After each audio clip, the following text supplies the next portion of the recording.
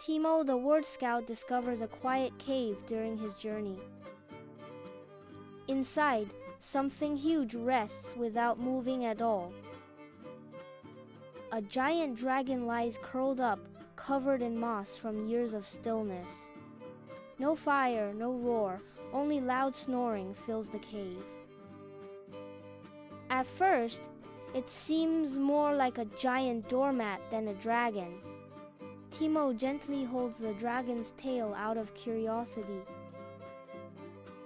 Nothing happens, and the dragon stays still. The word dormant comes to mind.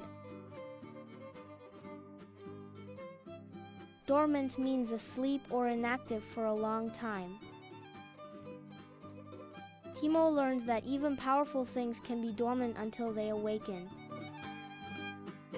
Thank you for watching Vocab Cartoons. If you learned something new today, don't forget to like, subscribe, and share with your friends. Click the bell button so you don't miss our next word adventure. See you in the next video. Bye!